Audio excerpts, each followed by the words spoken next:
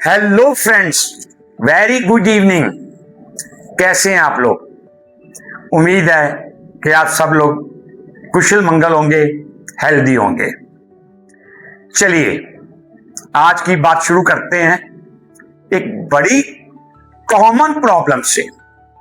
Medical language में उसको sciatica pen, कुछ लोग सियाटिका पेन, और जर्नल लैंग्वेज में री का दर्द, री, उसके बारे में हम बात करेंगे कि ये क्या चीज है। सबसे पहले ये सियाटिका क्या चीज है। अपनी बॉडी में मसल्स, बोन, इनकी सारी सप्लाई के लिए वेन्स, आर्टरीज और इनको कंट्रोल करने के लिए नर्व्स होती हैं, जिनका पूरा जाल अपनी बॉडी में उस गॉड ने बिछाया हुआ है। जो अपनी बॉडी की सबसे बड़ी और मोटी नर्व है वो है सियाटिका। ये अपने हिप के पोर्शन से, अपने पटक से शुरू होके नीचे थाई के पीछे से होके लेग तक, फुट तक जाती है। जब इसमें इंफ्लामेशन हो जाती है, इसमें सूजन आ जाती है, ये कंप्रेस हो जाती है, तो बड़ा सीवियर पेन, इलेक्ट्रिक शॉक जैसा पेन, बर्निंग पेन, अनटॉलरेबल पेन, और स्वीटी यहां तक हो जाती है कि जो पैर के उंगलियां हैं उनमें सुन्नपन आ जाता है, बिल्कुल सुन्न हो जाती हैं। नीडल जैसे सुई चुभोते हैं ऐसा पेन होने लगता है। लेग टायर्ड हो जाती है, थकी थकी रहेगी, चलने में इम्बैलेंस होगा, पांव ठीक से नहीं रख पाओगे, पांव साइड पे जाएगा, बॉडी इम्बैलेंस हो जाएगी। इस जो पेन है, इस पेन को हम लोग कहते हैं sciatica pain. Very irritable pain, burning pain, severe pain. कहां से शुरू होता है? हिप बोन से, सॉरी हिप बोन से नहीं, हिप से शुरू हो जाता है। मैं आपको अगर बता दूं तो ये अपने पटक से शुरू होके ऐसे नीचे तक जाता है, और मोस्टली पेशेंट्स को एक लेग में होता है, एक लेग में। इसके कॉज क्या है, इसके कारण क्या है, ये क्यों होता है? इसके बहुत कारण हैं, हम कुछ डिस्कस करेंगे आज। ओबेसिटी, मोटापा इसका एक कारण है। डायबिटीज इसका एक कारण है। मैं कुछ आज आपको इसके कॉज बताता हूं, किन कारणों से सियाटिका होती है। फर्स्ट ऑफ ऑल, नंबर 1 है नेटर डिस्क, जिसको हम लोग कहते हैं स्लिप डिस्क। जो अपने वर्टिब्रास हैं, लास्ट वीडियो में हम लोगों ने डिस्कस किया था कि अपनी जो रीढ़ की हड्डी है ये छोटे छोटे वर्टिब्रास से बन के मिलके बनी है, और एक के ऊपर जो दूसरा वर्टिब्रा है, इसके नीचे जो कुशन है, कुशन जिनके ऊपर ये टिकी हुई हैं, उसको डिस्क कहते हैं। अगर ये डिस्क जो है ये डिसलोकेट हो जाए, स्लिप हो जाए, तो ये प्रॉब्लम स्लिप डिस्क की आती है। जब आपका कुशन, स्पाइनल कुशन जो है ये साइड पे हो जाता है, पुश हो जाता है। सेकंड कॉज, टबैको की ज्यादा कंजप्शन, स्मोकिंग, टबैको च्यू करना, या एक्सेस अल्कोहल वो भी इसको कॉज करता है। थर्ड, डायबिटिक माइलाइटिस, शुगर के पेशेंट स्पेशली टाइप 2 जो इंसुलिन तो नहीं लेते हैं लेकिन उनको अपनी शुगर कंट्रोल करने के लिए मेडिसिन लेनी पड़ती हैं। Fourth, lack of physical exercise specially for lower limbs, बैठे रहना, कमर से नीचे की बॉडी की एक्सरसाइज नहीं करना, वॉक नहीं करना, लोअर लिम्ब की एक्सरसाइज में अगर कमी आ जाए तो भी ये प्रॉब्लम आती है। स्पाइनल स्टेनोसिस, स्पाइनल स्टेनोसिस जब जो अपनी वर्टिब्रा है जिसके अंदर अपने स्पाइनल कॉर्ड है वो नैरो हो जाती है, बारीक हो जाती है। इसके कई कारण हैं।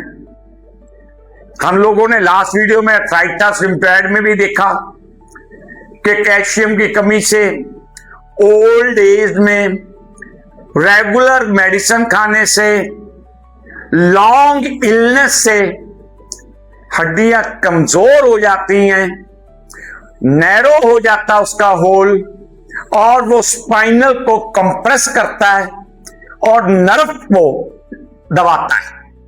जब वो नर्व दबती है तब ये पेन स्टार्ट हो जाता है। इजीली समझ गए आप कैसे होता है ये? बोन स्पर्श, ये भी हम लोगों ने लास्ट वीडियो में देखा, आर्थराइटिस वाली में भी और सर्वाइकल स्पॉन्डिलाइटिस वाली में भी। जब calcium, vitamin D, vitamin K27, magnesium, phosphorus इनकी डेफिशिएंसी हो जाती है तब जाके जो अपना वर्टिब्रा है उसकी प्रोसेस बन जाती है, साइड से हड्डी बढ़नी शुरू हो जाती है। हड्डी का किसी एक साइड में बढ़ना उसको कहते हैं बोन स्पर्श, extra growth of the bone. Clear? Next, tightness of the muscles. जब मसल्स टाइट हो जाते हैं, कैसे होते हैं टाइट? इसको कहते हैं पिरिफॉर्मेसिस और इस बीमारी को कहते हैं पिरिफॉर्मेसिस सिंड्रोम। मसल्स का लॉस हो जाना किसी लॉन्ग इलनेस के कारण, बॉडी में फैट की डेफिशिएंसी आ जाने के कारण मसल्स का कम हो जाना, वीक हो जाना, वो भी इसका एक कॉज है। देन हैवी वेट लिफ्टिंग, जरूरी नहीं कि ऐसे भी बाल्टी उठाना, कोई वेट उठाना और सही पोस्चर से ना उठाना, बेंट पड़ना, जोर पड़ना इस ज्वाइंट पे, हैवी वेट लिफ्टिंग, वो भी इसका एक कारण है। लॉन्ग टर्म इलनेस, लंबी देर तक बीमार रहने के कारण बहुत सी दवाइयां हम लोग ऐसी खाते हैं जो अपने बोन पे असर करती हैं, उनको वीक करती हैं, वर्टिब्रा वीक होता है और उसका कंप्रेशर स्पाइनल कॉर्ड पे पड़ता है और वो नर्व को डिप्रेस करती है। समझ गए आप? पुअर पोस्चर, ये सबसे इंपॉर्टेंट पॉइंट है। स्पाइन को सीधा नहीं रखना, स्पाइन को झुका के रखना, बेंट रखना, ज्यादा सिटिंग देना, इसलिए कहते हैं कि अगर आप चेयर पे बैठे हो, आधा घंटा चेयर पे बैठने के बाद 5 मिनट के लिए उठ के मूवमेंट शुरू कर दीजिए, 5 मिनट के लिए, और फिर आप सिटिंग पे आ जाइए।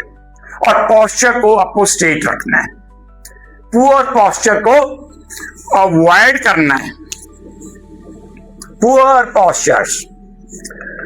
और एक पॉइंट और, ट्रॉमा, घात लगना, घात हो जाना, एक्सीडेंट हो जाना, चोट लग जाना, किसी कारणवश अगर इस पे चोट लगती है, कोई एक्सीडेंट हो जाता है जिससे आपकी नर्व दब जाती है, डिप्रेस हो जाती है, तो ये इन्फ्लामेशन में सूजन आ जाती है और ये दर्द यहां से चल के नीचे पांव तक जाता है, किसी किसी पेशेंट का थाइस तक रहता है, लेकिन बहुत सीवियर होता है।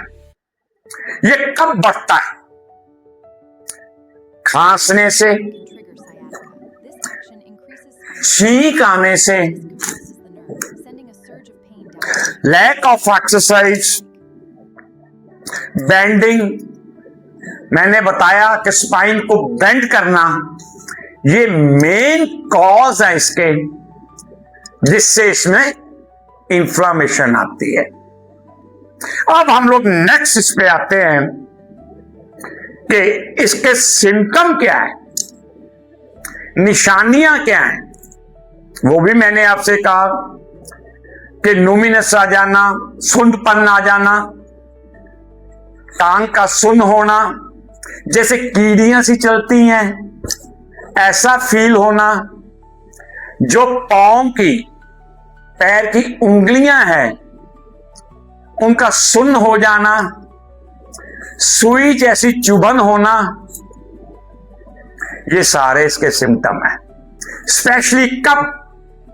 बैठते समय या बैठ के एकदम उठते समय, एकदम चलते हुए, लेकिन चलने के बाद ये धीरे धीरे इसकी मूवमेंट से ये ठीक हो जाता है।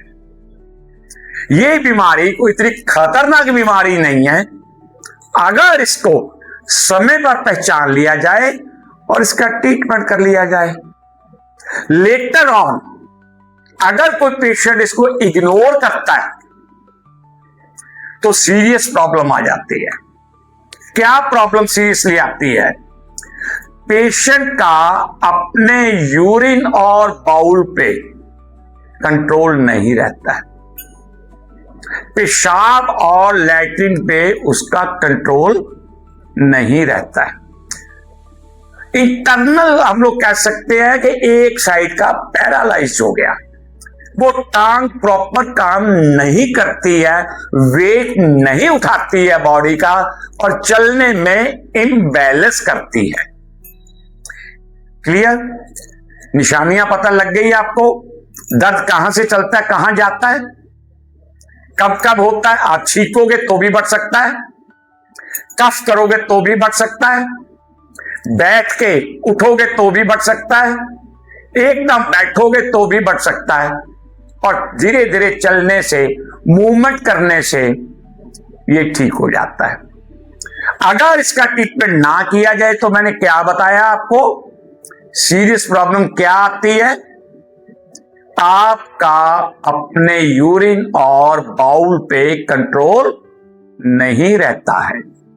ये हमने बात की इसके सिम्टम, इसकी निशानियों पे। अब इससे रिलीफ कैसे करें?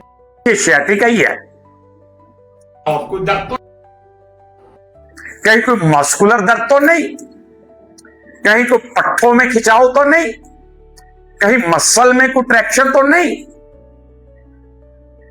इसको डायग्नोज करने के लिए क्लिनिकली हम पेशेंट की हिस्ट्री लेते हैं, कहीं चोट तो नहीं लगी, कहीं पेशेंट गिरा तो नहीं, कहीं ट्रॉमा तो नहीं हुआ, क्या ये हेरिडिटी तो नहीं है कि आपके पेरेंट्स को हो, वो ट्रांसफर होके आ रहा है जीन्स में। और उसके बाद एक टेस्ट हम लोग करते हैं फिजिकली, पेशेंट को सिंपल लिटा के टांगे सीधी कर देते हैं। अब जिस टांग में दर्द है उसको 35 के एंगल पे उठाना है, 35 के एंगल पे उठाना है। जैसे वो टांग 35 के एंगल पे उठेगी खिंचाव महसूस होगा, और जैसे वो 60 का एंगल क्रॉस करेगी अनबियरेबल पेन होगा। ऐसे लगेगा कि किसी ने पकड़ के अंदर से कोई नाड़ को खींच दिया है, यहां से खिंचाव पड़ता है। ये फिजिकल एग्जामिनेशन, और इसको कंफर्म करने के लिए रेडियोलॉजी की हेल्प लेते हैं, x ray, CT scan, then MRI.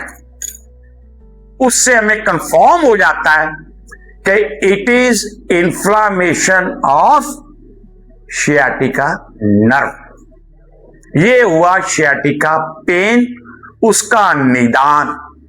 सबसे पहले हमने बात की शियाटिका क्या है, ये शियाटिका का पेन क्या है, ये क्यों होता है, इसके कारण क्या है, इसको कैसे डायग्नोज किया जाए।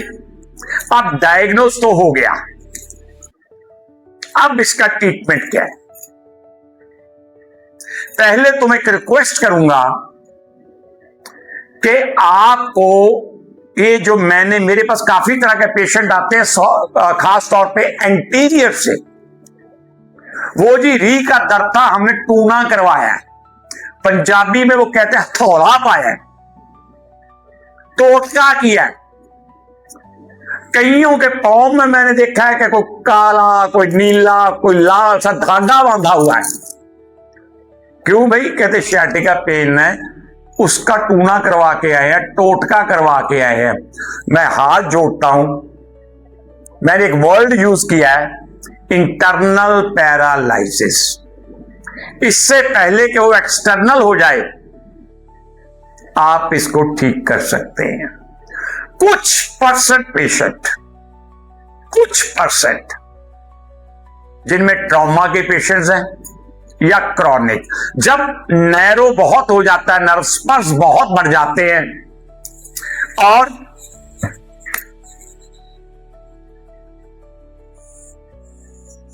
स्लिप डिस्क हो जाती है, स्पाइनल स्टेनोसिस हो जाता है, ये जब क्रॉनिक हो जाता है तब सर्जरी की जरूरत पड़ती है, तब ऑपरेशन की जरूरत पड़ती है। अदरवाइज बहुत कम चांसेस हैं कि पेशेंट यहां तक पहुंचता है, ये रिकवर हो जाता है। तो अब इसका ट्रीटमेंट क्या है, रिलीफ कैसे लिया जाए इससे? पहले तो जो हमारा पोस्चर है उसको ठीक करना है, कॉज को रूल आउट करना है, किस कारण के कारण ये हो रहा है। अगर पोस्चर वीक है, पोस्चर ठीक कीजिए, मूवमेंट स्टार्ट कीजिए, स्लो मूवमेंट, धीरे धीरे धीरे धीरे चलना। फिजियोथेरेपी, इसमें बहुत बड़ा रोल है उसका, बहुत बड़ा रोल है।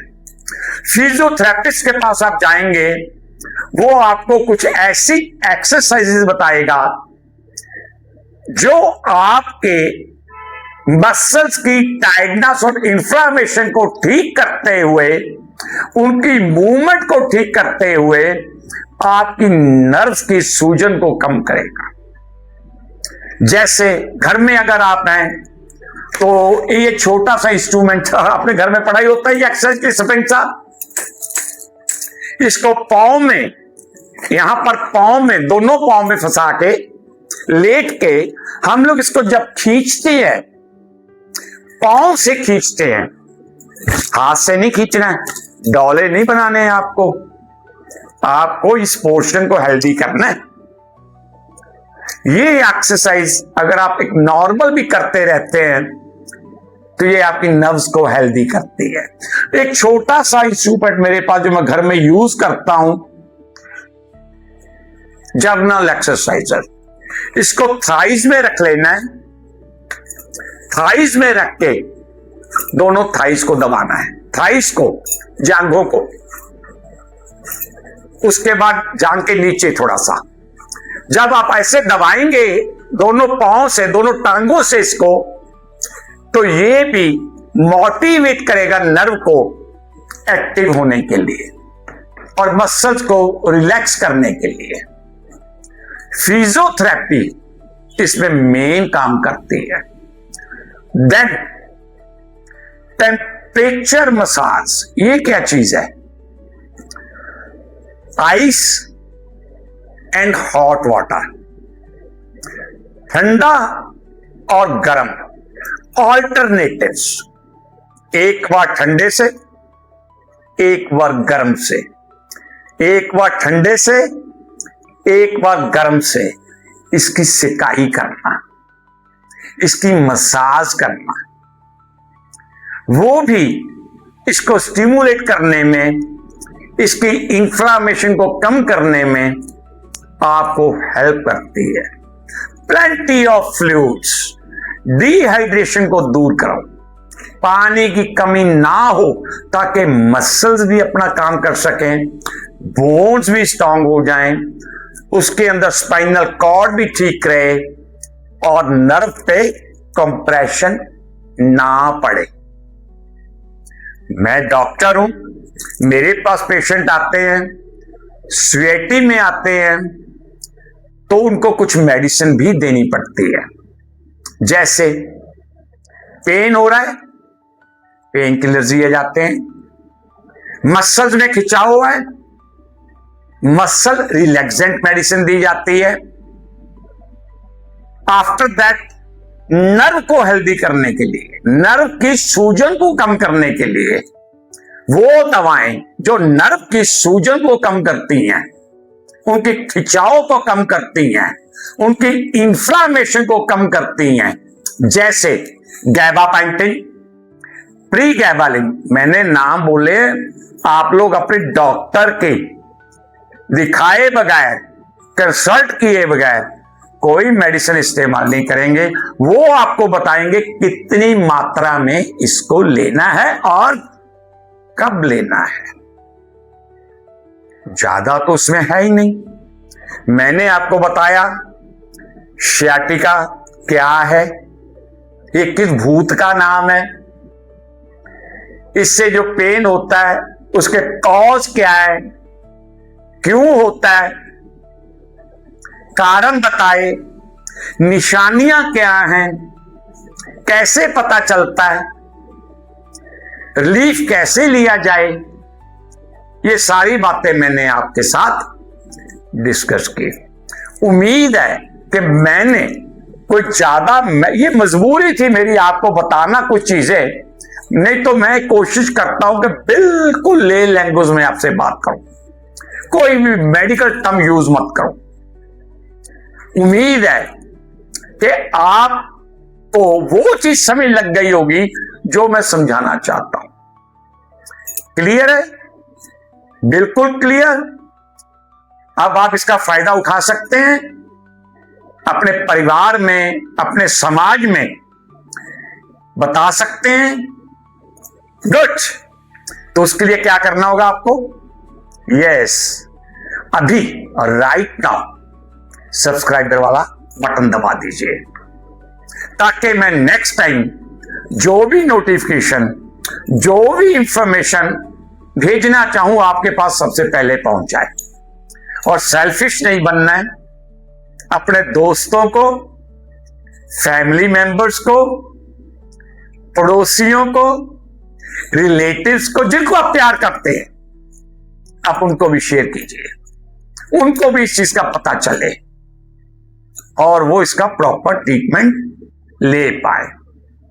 उम्मीद है कि आप सब मेरे साथ सहमत होंगे। क्लियर? बस यही मैंने आज आपसे सियाटिका के बारे में बात करनी थी। तो उम्मीद है कि आप इसका बेनिफिट जरूर उठाएंगे। अब जाते जाते वही दो बातें हंसी की, थोड़ा हंस लिया जाए, दिमाग को भी थोड़ा टॉनिक मिल जाए। एक ट्रेन का डिब्बा, ट्रेन खड़ी है, उसके कोच में एक जेंटलमैन, एक कपल बैठा हुआ है, जिनके 11-12 बच्चे और खूब उछल कूद कर रहे हैं, खूब हल्ला कर रहे हैं, खूब शोर कर रहे हैं, खूब आवाज कर रहे हैं। बच्चे हैं, बच्चों ने करना है। इतने में एक बुजुर्ग आदमी, बूढ़ा आदमी, एक बाबा उस ट्रेन में चढ़ता है बैसाखियों के सहारे। उसके बैसाखियां, वो जैसे जैसे चलता है, बैसाखी की आवाज टक टक टक टक करती हुई आगे बढ़ती है। तो जेंटलमैन कुछ ज्यादा ही स्मार्ट थे, होते हैं कुछ लोग ओवर स्मार्ट। स्मार्ट होना बुरी बात नहीं, ओवर स्मार्ट होना बुरी बात है।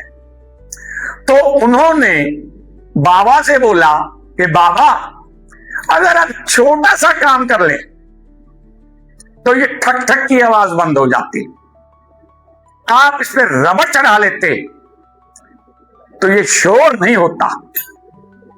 बाबा ने उसकी तरफ देखा, बच्चों की तरफ देखा और बोला, बेटा, अगर यही काम तुमने किया होता ये छोटी सी रबड़ का इस्तेमाल चढ़ा के, तो कम से कम आज ये शोर ना होता।